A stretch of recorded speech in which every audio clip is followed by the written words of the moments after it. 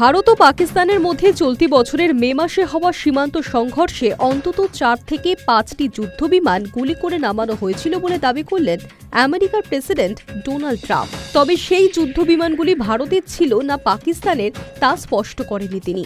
একই সঙ্গে তিনি ফের দাবি করলেন তারই প্রশাসনই নাকি এই দুই পরমাণু শক্তিধর দেশের মধ্যে যুদ্ধ থামিয়েছিল ব্যবসায়িক চাপ প্রয়োগ করে। হোয়াইট হাউসে রিপাবলিকান নেতাদের সঙ্গে একটি নৈশভোজে এই মন্তব্য করেছেন ট্রাম্প। তিনি বলেন, আসলে বিমানগুলি আকাশ থেকে গুলি করে নামানো হচ্ছিল। 5টি বিমানই গুলি করে নামানো হয়েছিল, আসলে 5টি। চলতি বছরের মে মাসে দক্ষিণ কাশ্মীরের পেহেলগাঁওয়ে জঙ্গি হামলার পর ভারত অপারেশন সিন্দুর শুরু করে।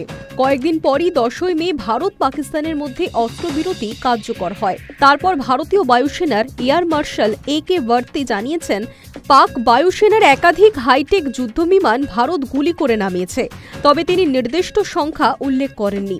অন্যদিকে পাকিস্তান দাবি করে ভারতের 6টি যুদ্ধবিমান তারা গুলি করে নামিয়েছে, যার মধ্যে রাফালও আছে। যদিও পাক বায়ুসেনার একটি বিমান সামান্য ক্ষতিগ্রস্ত হওয়া ছাড়া আর কোনো ক্ষতি হয়নি বলেই দাবি করেছে ইসলামাবাদ। ভারতের তরফে অবশ্য পাকিস্তানের ওই দাবি নস্যাৎ করে দিয়েছে chief of defence staff general Anil Chauhan. তার বক্তব্য, সংঘর্ষে প্রাথমিক পর্যায়ে কিছু ক্ষতি হয়েছিল ঠিকই, কিন্তু ভারতীয় বাহিনী দ্রুত ভুল সূত্রে নিয়ে পাল্টা আঘাত হানে। তিনি বলেন, কতগুলো যুদ্ধবিমান গুলি খেয়েছে সেটা মুখ্য নয়, কেন গুলি খেয়েছে সেটা আসল। কোথায় ভুল হয়েছিল, কেন হয়েছিল সেটা বোঝা জরুরি।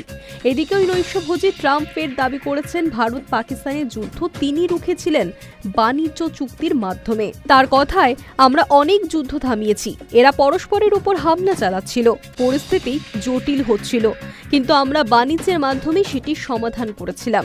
তবে ট্রাম্পের এই দাবিকে আগেই খারিজ করে দিয়েছেন প্রধানমন্ত্রী নরেন্দ্র মোদী।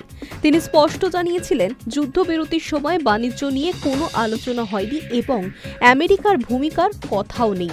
তবুও ট্রাম্প তার পুরনো দাবিতেই অনড় রইলেন। High news network.